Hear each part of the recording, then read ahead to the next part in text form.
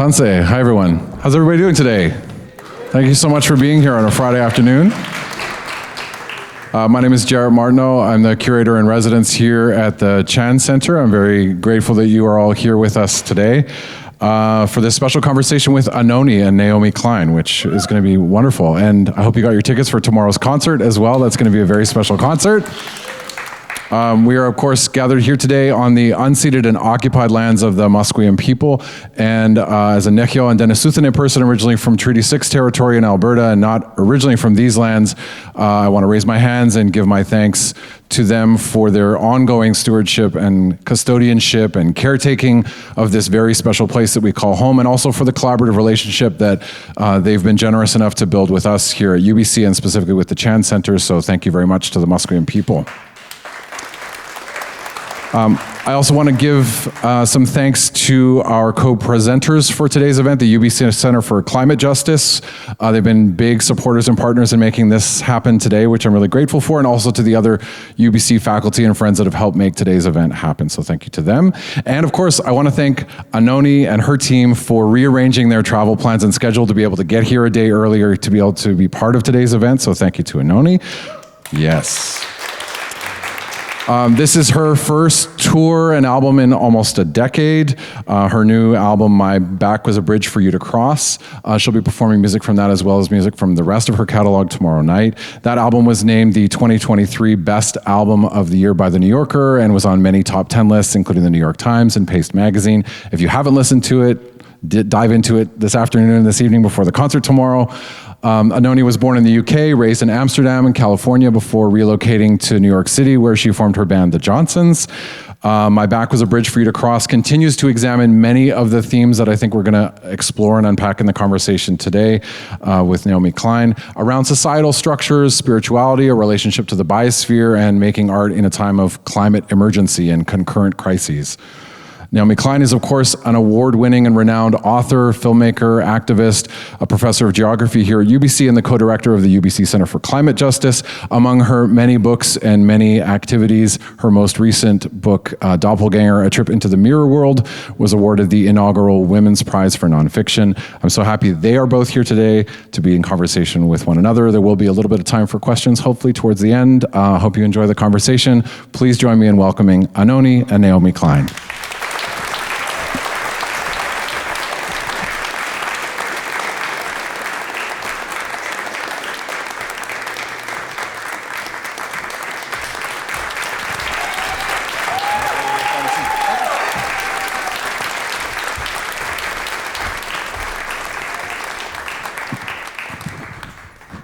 Hi, oh my goodness. I'm so happy to be here. ANOHNI, thank you so much for carving a day out of your world tour to have this conversation with us. ANOHNI was so generous, came directly from Portland, added a whole extra day of travel to be able to have a conversation ahead of her show tomorrow night in the big room in the Chan. Yeah, we will be there. Your music has been so incredibly important to me, and when I heard from my dear friend Jarrett Martineau that you were coming, we couldn't resist the chutzpah to reach out and ask if you would have this conversation. There's so few artists who I think have I want to say ambition, even though it has a kind of a dirty word, but to really speak into the scale of the crises we face. And we need art in this moment of polycrisis, and you've been producing that really bold, beautiful, mournful, daring work that has been a soundtrack for many of our work here. So I want to thank Jarrett and Pat and everybody at the Chan Centre for bringing so much brilliance to our city. So grateful. You know, Jeremy Dutcher is just rehearsing next door. It's just so beautiful. And so I want to thank Jarrett and Pat and everyone at the Chan. I want to thank my colleagues at the Center for Climate Justice, Katie McChesney, Jack Shadowski, Carol Lau, Sarah Nelson, an incredible crew, and my students and co-teachers and professors who helped fill this room. How many of you are students in the climate emergency course or the climate justice course? All right, welcome. Thanks for. It's rare for undergraduates to voluntarily spend Friday afternoons anywhere on campus. But yeah, I wanted to just sort of introduce you to some of the people who are in this room. I don't know everyone, but it's a lot of the folks here are studying the climate emergency or part of a certificate, climate emergency and action. And are also scholars who are studying at the intersection of climate and migration, climate and militarism, climate and border violence, and climate and fascism. And we know from our scholarship that the problem is not that we don't have enough evidence that there is a crisis, and that we need all the tools that humans are capable of. I started having the conversation with Jarrett during the pandemic when Jarrett first came to the Chan Center as a curator in residence, that we needed, like it was a time when we were locked down and we weren't able to gather, and yet it was a time of so much grief and loss and change. And Jarrett and I started talking about how we need space, like we're really missing spaces to gather and feel the enormity of what's happening. The pandemic, also BC is on the front lines of various climate emergencies and extinction crises. It's also, an incredibly beautiful and achingly unjust place where we are right now in these unceded Musqueam territories. A very unequal city, a city that throws people away in lots of different ways. So all of this is to say that when we saw the name you gave to your tour, it's time to feel what's really happening. We were just like, oh my God, she's doing it. So tell us what your intention was with naming the tour or something what does it mean it's time to feel, and how do you create a container for a moment like this? And also thank you for doing it. Thank you, Naomi. It's really an honor to be here with you all, be with you. I just have so much admiration and respect for you and gratitude for everything that you've done in the world. Thank you so much, and for your courage. And I really look to you always for clarion truth. And I'm honored to be here. I just jumped at the chance to come and talk in an environment like this because I don't really have access to environments like this. I'd really honestly rather hear you guys talking for the next hour. But I've really operated in pretty much solitude in a funny way around these issues for 30 years because of my specific, because of who I am. It was just a different way a different road in that actually ended up being useful. That my otherness, my proximity to AIDS, I've always said it was a precedent for understanding 9/11, and 9/11 was a very good precedent for understanding ecocide. To see that evacuation of species or a cataclysmic loss, the way that communities can shudder and fold, So I think there's something within trans femme experience that gave me a sort of just a precedent in my body for being able to sit with stuff. I've been doing this kind of sitting with this since the early 90s, or late 80s, thinking about this story and manifesting it in different ways as an effeminate, in my work in late night clubs and underground for many years, doing plays about ecocide on the Lower East Side in 1995 or 96, and people were just befuddled, they don't understand why these drug-addled trans femme bodies are like representing like the last dolphin on Earth or whatever, and reading New York Times articles about like how Soviet Union injected half of the nuclear waste it ever produced directly into the ground without containment. You know, that we were just drawing from the material that was in the air. You know, it wasn't rare. The information wasn't rare then. It was all right there, but people weren't absorbing the material. There was nationally syndicated articles in 1987. There was one by David Rifkin that really changed my life. Like it drew a picture of what was going to be happening in 2030, and I was still in high school, and I clipped it and I kept it. And I've exhibited it in every art exhibition I've shown since, because it was just that it was so plain. That was in the San Jose Mercury News. It was a syndicated article in the regional newspapers, you know, and it explained exactly where we are today.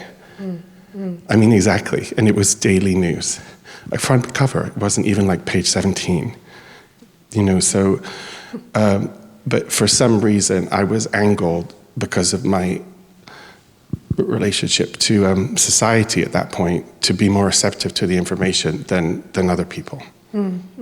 It's so interesting that that being in a community that survived a plague or didn't survive not it. Everyone did. Yeah. Yeah, my teacher was when I was 17. My teacher was Vito Russo at UC Santa Cruz. He was one of the founders of ACT UP, and he said, I play this recording every night. I'm going to play it tomorrow. Gary Reynolds, who was a student at the school, who was the only really out student with AIDS that year in 1988, 89 at UC Santa Cruz, asked Vito in response to the kind of very strong activism that ACT UP were doing, disruptive activism. Gary said, "Do you think they're always going to hate us?"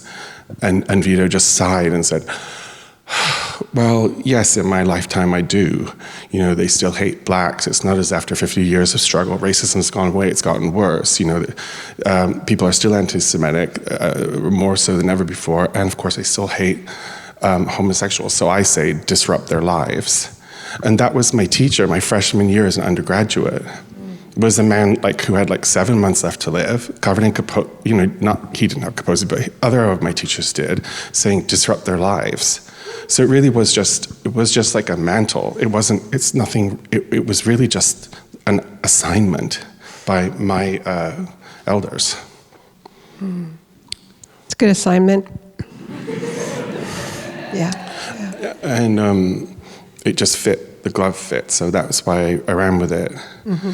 But I was very lonely in following this story of eco-collapse for at least 10 years, all through the 90s. I was excruciatingly lonely in it as an artist, because as a trans-bodied artist, it was just totally, no one knew what to do with you. You know, they didn't even, even the word trans was sort of, it was, but we were kind of trying to connect in a really rudimentary way, dots that you guys have connected in profound ways. There was this book, The Spirit in the Flesh, which was kind of crude, initial analysis of two-spirit history. And my friend Chloe and I read that book. Chloe was my trans mother. And we read it, and we were so shocked because we'd never considered the idea that there could be a dignified seat for a trans body person in a society before. It was a complete revelation to us, and it changed the trajectory of our lives to peer into that concept.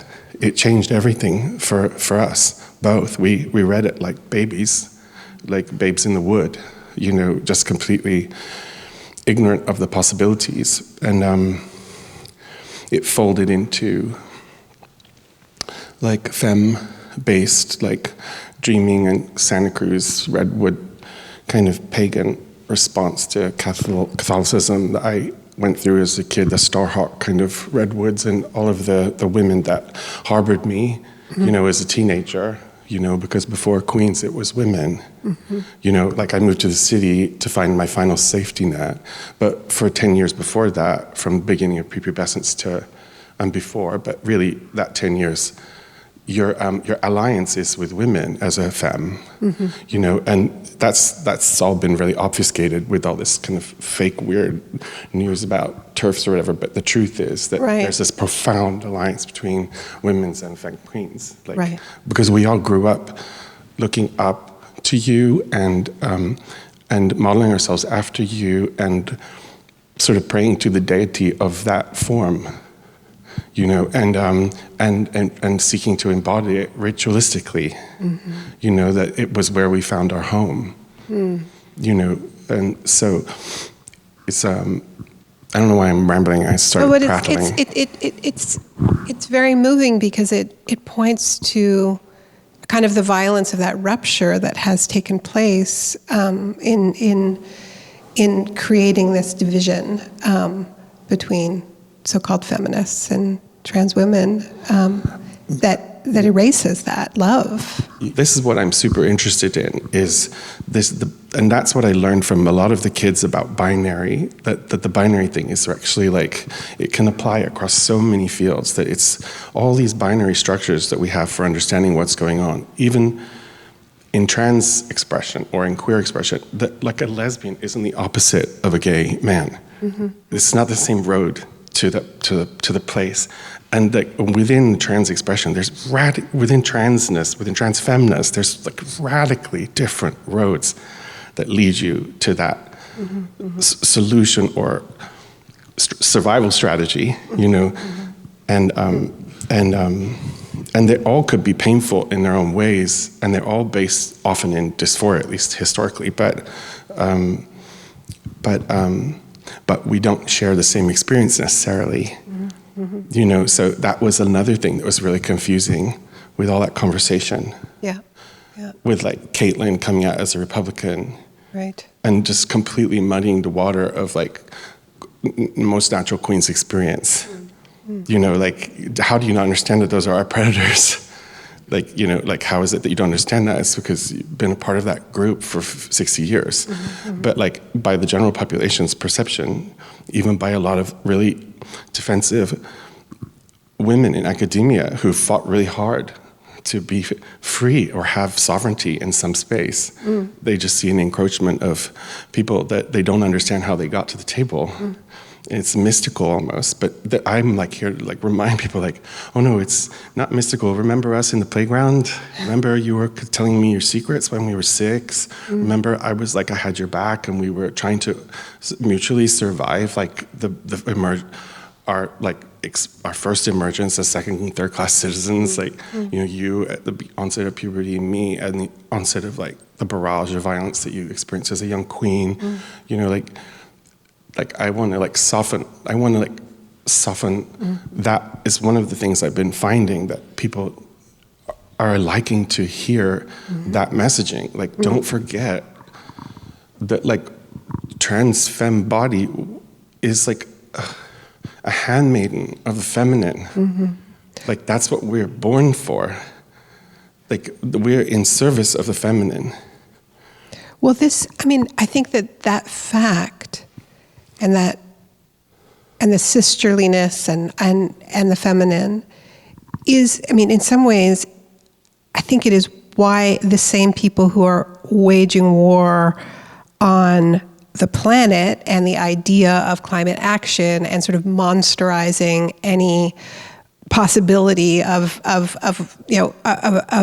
response, the way sort of Green New Deal became a swear word or the rest of it, are the same people who are waging war on trans folks, right? It's a package deal. These issues, they're and the earth is sort of encoded feminine, and also the idea of responding to the climate crisis means we are interconnected. It means you can't just force your will onto the planet. You have to reckon with limits.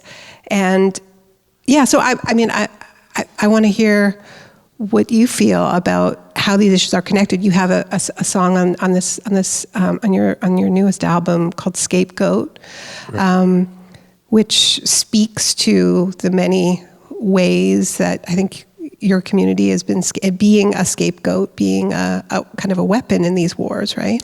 Yeah, it's classic. It's a traditional form of scapegoatism, like anti-Semitism. It's a couple thousand-year-old at least, classic, like go-to, like, you know, it's something that like emerges.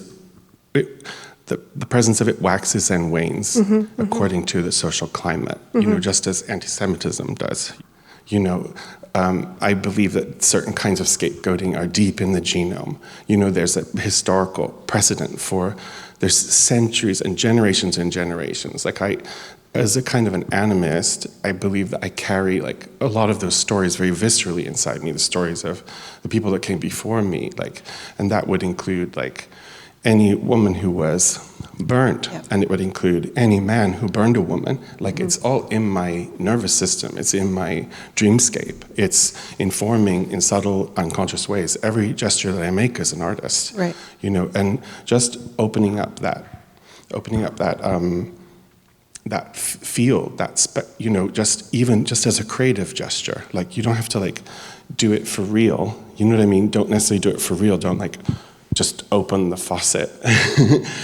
You know, don't dream about it that way, but just imagine that with the boon of creativity, that you actually have a visceral, conscious connection with the people before you and after you, which is something I learned from reading the clumsy eyes, white eyes, reading the Law of Seven Generations, Iroquois Law of Seven Generations. You know, that like that you have a relationship, a responsibility, and a connection to someone 7 generations away from you. Like that was like so refreshing to me as a post-war white English child that just felt completely untethered, that had no history, that had no grounding, that didn't understand, and that was just being bombarded with so much lies and distortion, petrochemical delusion, and it was all presented as completely normal. Like, you know, for our generation, to fight your way out of that, to watch your parents not be able to accept the truths of that climate cataclysm could actually occur. Like, I remember my father just not being able to picture it. He just couldn't. He couldn't imagine that something as steadfast as nature was ever going to bend to our will. Right. And our generation was the first generation that really had to, like on a slightly bigger scale, had to start to reckon with that. But I think we are in a different moment now where, I mean, the rubble is all around, right? I mean, exactly. We aren't in the moment where it's like we have to prove that there is a systemic crisis, that there, you know, I used to write books trying to prove that there was a clash between, you know, capitalism and growth and the limits of the planet. And I don't have to prove that anymore. What I have to do, frankly, is persuade some, you know, that there's a chance of confronting these systems, right?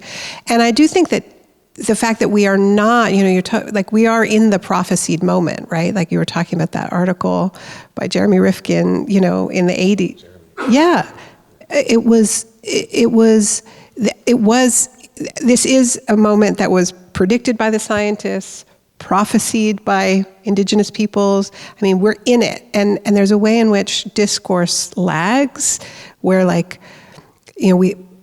probably folks in this room learned to talk about climate in a certain kind of way and with a certain type of affect, and it was sort of off in the distance.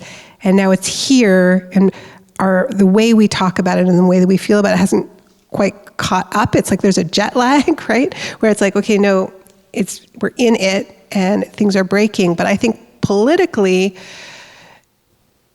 like things have shifted, and the strength of that backlash and the strength of the rage of people who really do believe in that hierarchy and all the binaries and thought they could control the earth and thought they could control the family and thought they could control women and thought they could control everybody, and it's all falling apart. And I think that this sort of the surging fascism, frankly, has to be connected to that, right?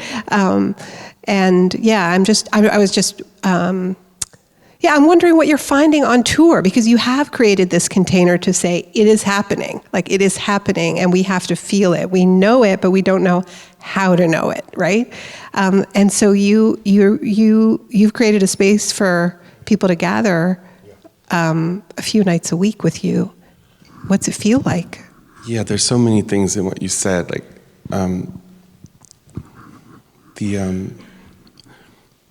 Can I say one aside before I get to that bit? Sure.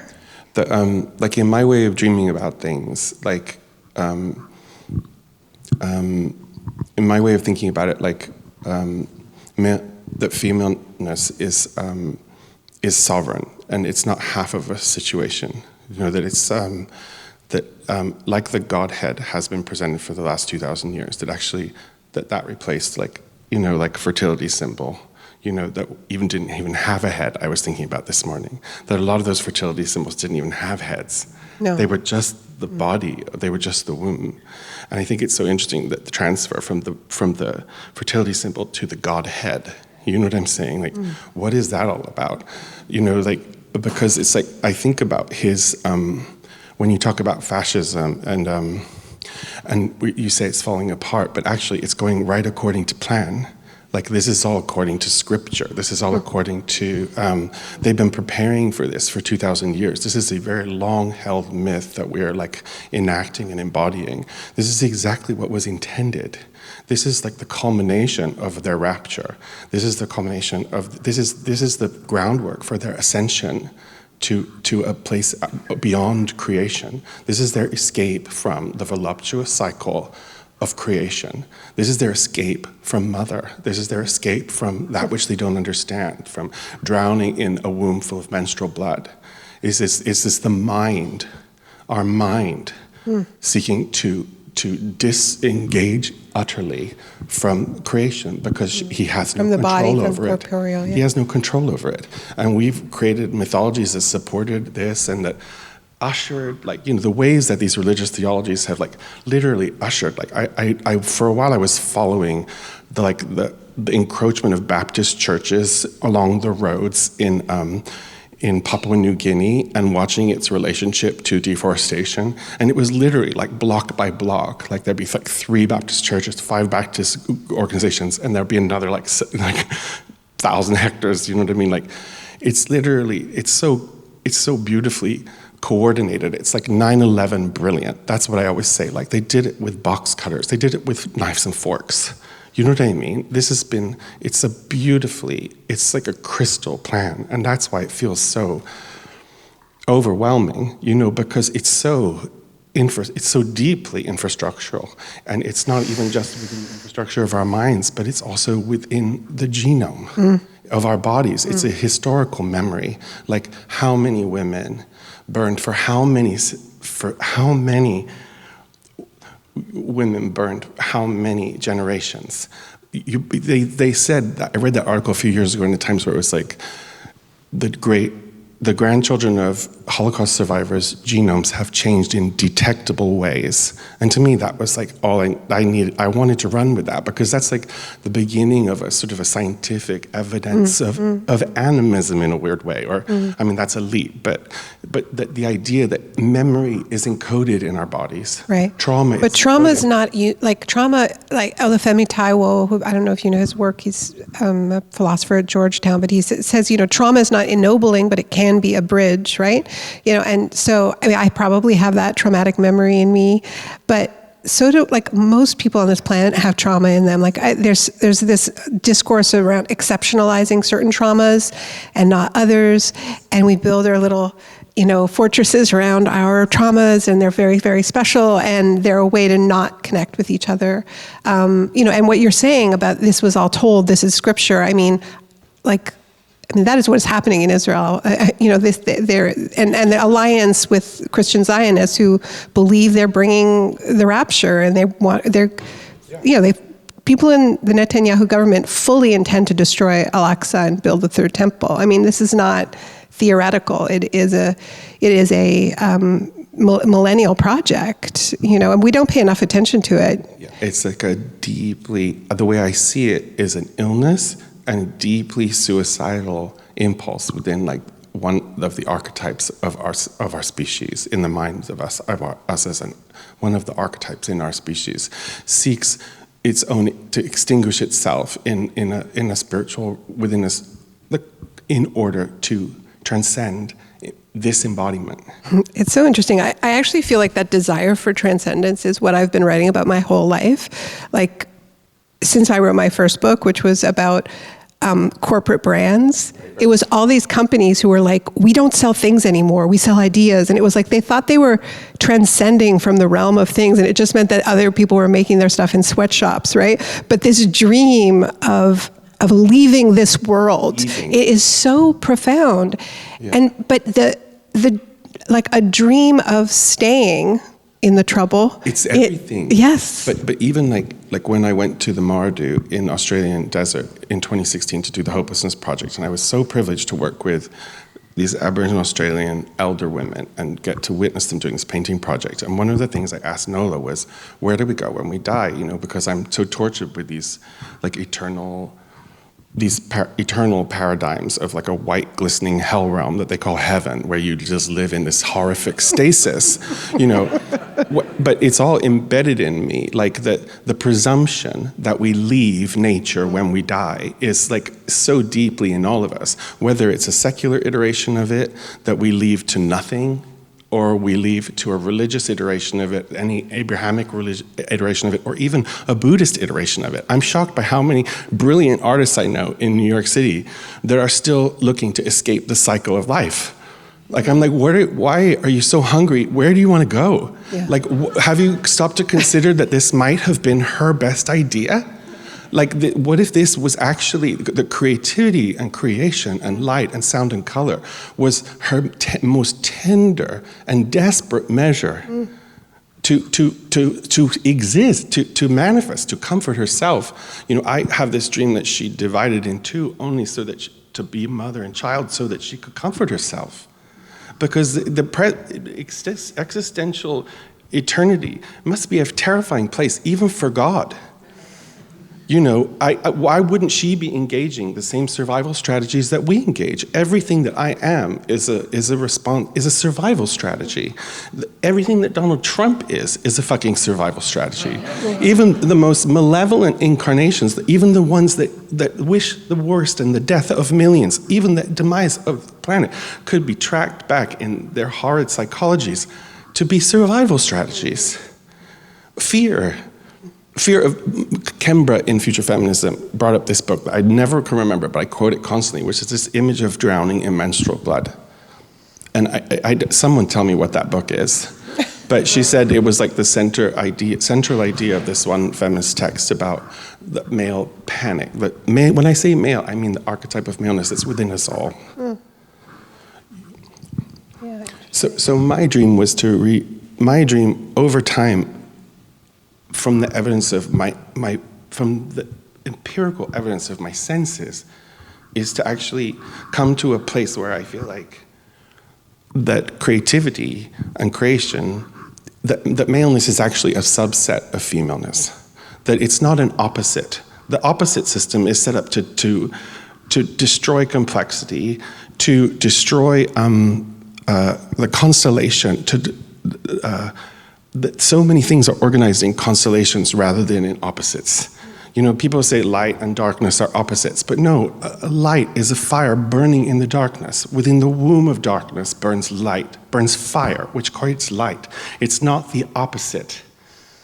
You know, it's not an opposite. Maleness is not the opposite of femaleness. Maleness pours from femaleness, you know, and that's like, it's not an opposite. But it is, I mean, I think it's the opposite of individualism. Like that I think that the way I interpret the anger and the hatred is that it's evidence of dependence, which is not ugly. But if you are within a story of the lone, you know, individual who self-created and self-made and you know, the triumphant hero narrative, then the evidence that you come from another body and are and in a state of total dependence for everything is a humiliation. It shouldn't be, yes. but it is. And so, yes. But it's a story. It's just a story. You know, there's nothing essential about it. It's just a bad story. I feel like there's something in there. Yeah. You know, there's something, like, I feel like I was laying in bed the other night just thinking, the only way out is the way we came in. There's no progress into retreat. You know, there's no way to progress into retreat. And what the earth asks for is retreat. Mm-hmm.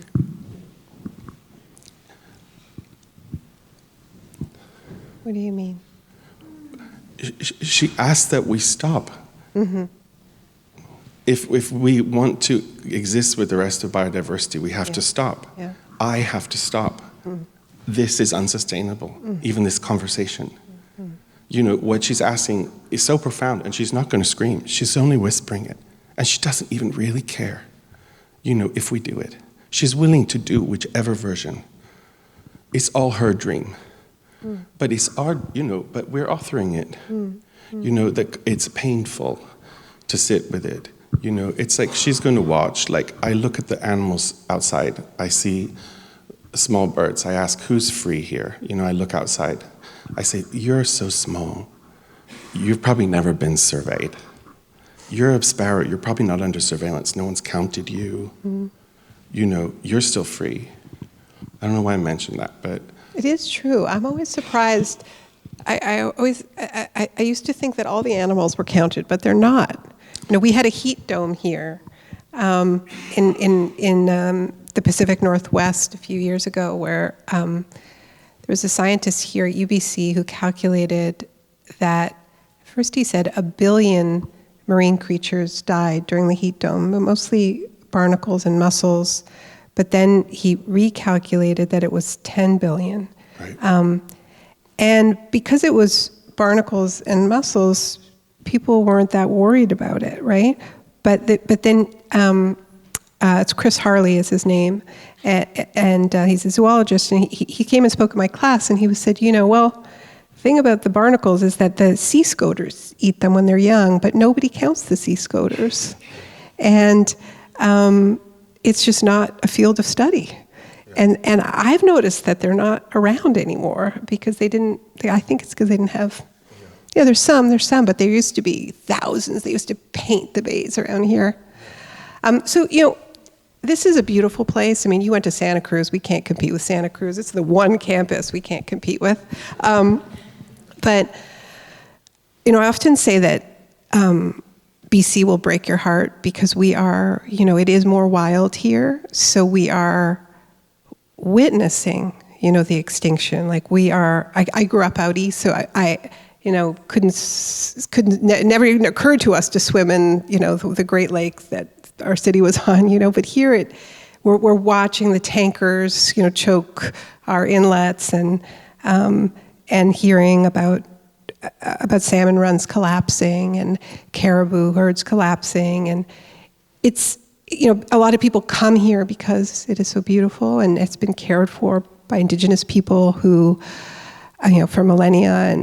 And it's like, you know, you have a song on this album about how hard it is to be alive in this moment. But you also have a song, Sliver of Ice, which is so full of love about, like, how, I mean, this song is my favorite song on the album, and this is an incredible album, but I think it's about your friend Lou Reed.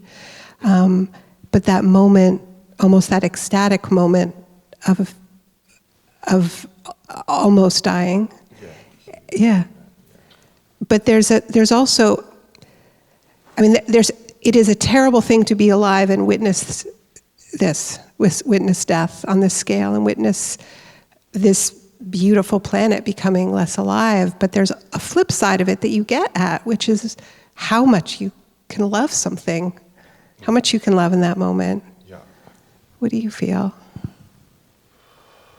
I mean, we were saying, like, I can only say I'm in as much pain as everyone else is about all of this, and I don't have any clarity at all in it. As an artist, my job is to be a kind of blind feeler and try to stumble into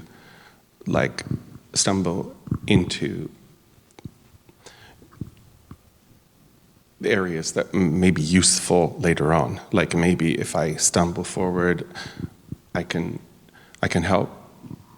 You know, so what I'm doing is trying to just, you know, people always ask me, like, because I did an album called Hopelessness, like, is there hope? They just want to know if I can say that there's hope. I will never ask you that. It's such a crazy question. It's like, what do you think? I just made an album called Hopelessness, and you're asking me if there's hope? Like, Like, and give it to me. I call them the hope miners. Yeah, and is it relevant? Is hope relevant? I don't find it particularly relevant. Like, it's just a feeling. And I come from a family where feelings were considered like evidence of your second-class citizenship. That if you felt or expressed emotion, you were hysteric, you were feminine, and you were irrational, you were uncivil. And so that's how I got like this, because I was pressed as a queen by a man that told me that put me in the team with my mother as less intelligent because I was feeling full. You know, and that I was less worthy of a seat at the table of governance or civil conversation or exchange, like that my intuitions and feelings they weren't being counted as a part of the tripod of ways that we get input to make good decisions. You know, feeling, intuition, and thinking. It's like a trinity of ways that we try to navigate the environment through using these different skill sets, right? Like, that have evolved over a billion trillion years. Like, before we were even human, we were having feelings. Like, feelings connect us back to the beginning, the first impulses of life, and even before the first impulses of life, connect us to elemental life. Like, that's like an animist thing that I learned from the Mardu and also from Butoh practice is just the idea that every material is aching with feeling. You know, that it's all moving, no matter how slowly, even atomically, that I had to really wrestle with. Well, girl, what if you die and you end up in the middle of a mountain for 10 billion years as sediment? That's gonna really suck for you. You know, that's gonna be scary. And then I had to be like, so when you ask about like how do we live through this moment, I think part of my survival strategies with that, or part of my development around that, has just been to really get comfortable with being uncomfortable and imagine ways that every aspect of that is part of creative dance, and that there's movement within it, that there's movement. As long as there's any kind of entropy or momentum in the movement of cells, I, as a feminine soul, have hope. Because the only thing I dread more than anything is stasis. Is the concept of nothing, of stasis. The concept of non-creation is actually my enemy. You know, but even elemental presence fills me with a possibility of hope. And I was thinking about hope this morning, thinking about well, what is hope? Because I talk about this, you were saying at the beginning of the conversation about how do we make a container for this? And I've been saying a lot, where are the ceremonies fit for purpose? That's how I describe it. Where are the ceremonies in art that are fit for purpose? Why aren't we doing Olympic events to mark the fact that that they've generally announced that all of coral life will be functionally extinct within 5 years? Where is the ceremony fit for purpose? Where is the ghost dance? Where is the reckless expression of reckless hope? Yes. You know, that responds to a statistical lack of hope. You know, there's a statistical lack of hope that is just evidenced. And then there's this thing that my mother told me about, which is it's not over till the fat lady sings. And shit is still dancing. Yeah. Our lives are still dancing. Tenderness is still dancing. Our cells are still dancing. Aspects of biology are still proliferating. Things, tenderness and moments of kindness are still occurring in tiny microspheres in your own garden. Tiny creatures are having weird little wars, and things are still going down. You know what I mean? Life is still going down. And it's and nothing is, there's no... And I'm not saying distract yourself with that. I'm saying that I'm really into pin my eyes open, cut my eyelids off, let me see what's really happening. Let me be of service by cut off my eyelids, let the feeling of it shock through me. Okay, maybe that's a slightly adolescent way of doing it. Adrienne Marie Brown would not tell you to do that. She would tell you to take care of yourself. Okay, but I'm a queen with a different kind of being electrocuted in this lifetime. So I have this kind of thing where I'm used to my best friends, in the album cover is my three best girlfriends, my mother, my grandmother, and my sister, and they all died from violent deaths as queens. As trans girls, suicide, jumping in front of a train, drug overdose, brain exploded, and hang herself. And I took care of their bodies. I did the work with my hands of the doula death work, touching the death, getting into it. Getting into that Kali-esque vibe, where, and then dealing with the shuddering aftershock of that. And I'm not the only one. As you said, this is not unique. This is going on all over the world. People are pulling their kids out of rubble all over the world. People are absorbing this level of trauma on their fucking Instagram feeds now. It's like, so I'm not saying I'm chronically unique. I actually don't believe in any of that. I think we hide it away. I mean, ceremony fit for purpose. That is really going to stay with me.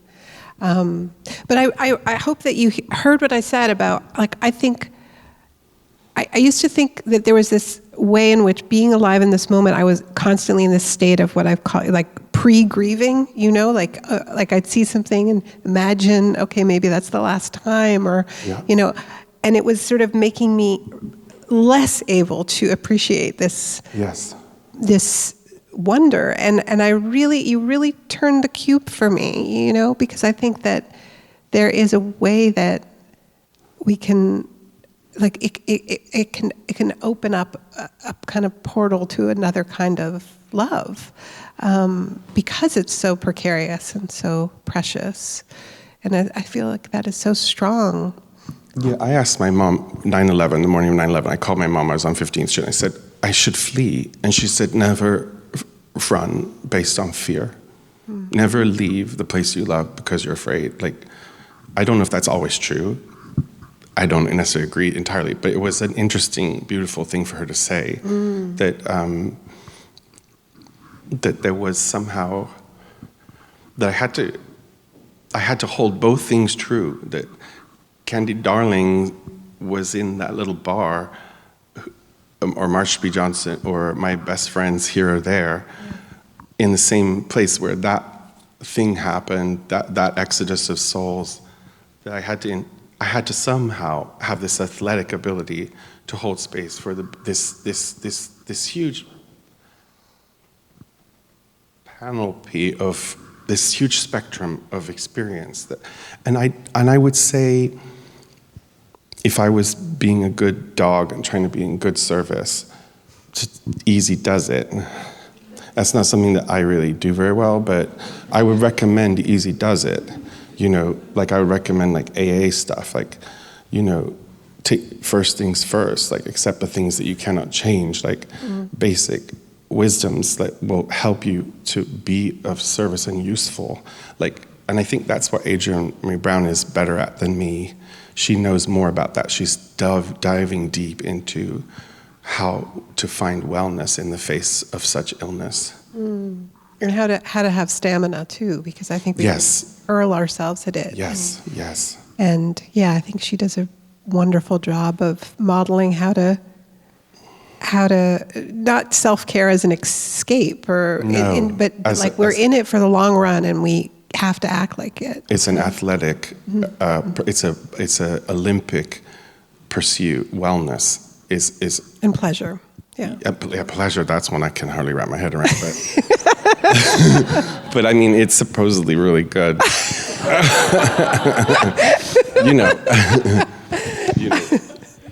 I've heard. Yeah. Okay, we're going to take a few questions from the audience, but I did. You've mentioned a few of the huge influences in your life, and one of the things I'm so struck whenever I listen to you and just think about the way you move through the world is you bring a crowd. You bring you're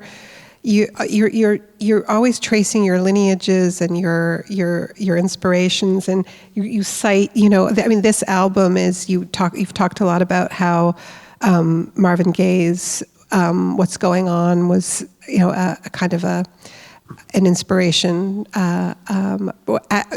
Another artist who zoomed out, who tried to take in the big picture. I mean, such a remarkable album, and so ahead of its time. But I remember, like 15 years ago in 350, being like, well, why are we still turning to Marvin Gaye's Ecology song for anyway? And I mean, you've really filled that space. But I want to ask you about. I mean, we're in a university. We all cite our sources, but it feels like you're calling in a circle, or yes. What does it mean to you? Even the name of your band. Yeah.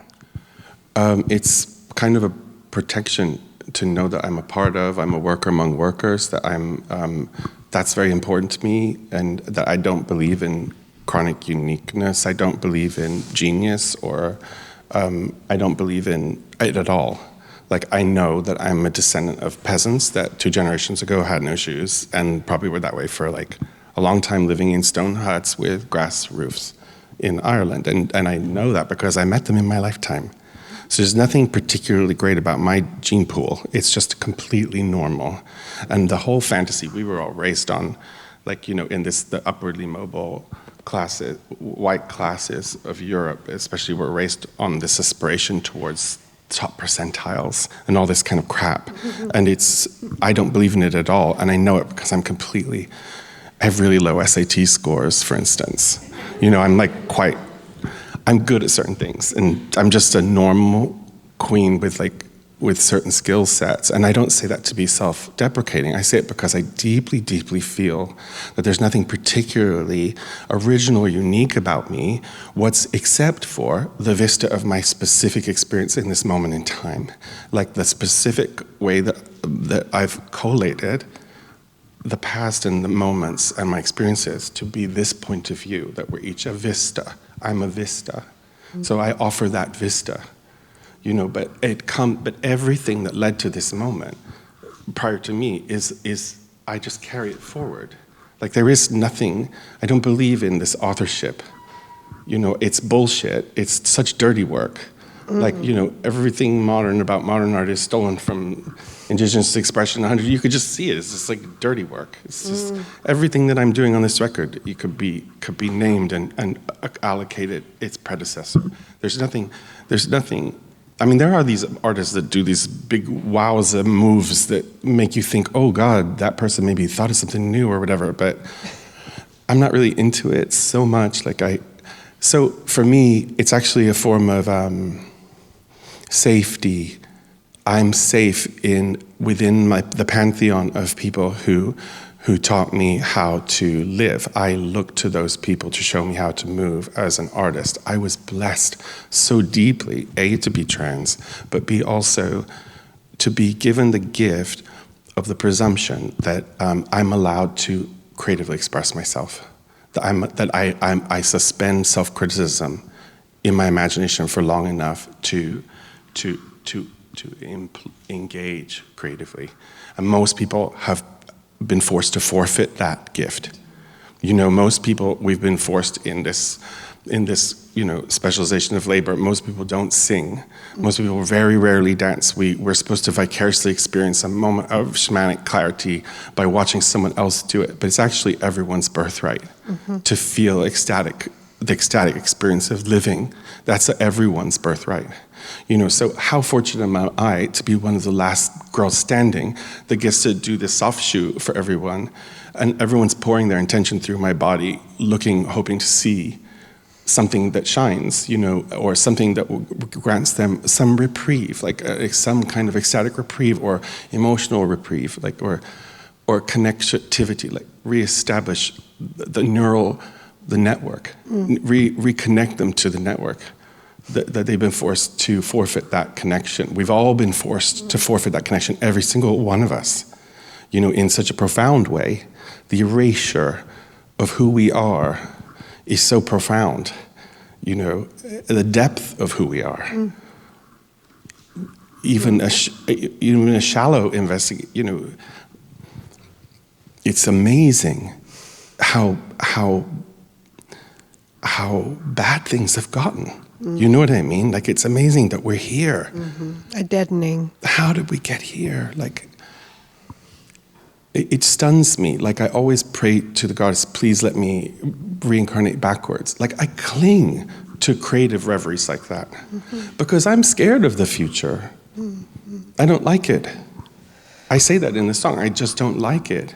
I don't like this. I don't like this. You know, I hate it. I hate it. I don't like it. You know, and that's made infinitely more irritated by my complicity as an author of it, as the passive author of it. That is excruciating. And how do I start to unpack that? And all I can say is slowly. Start. Try. Now look at this privilege. I'm on stage with you. How on earth did I get here to talk to, you know, it's ridiculous I've talked so much. We have loved it, and we've loved it. Have we not loved it?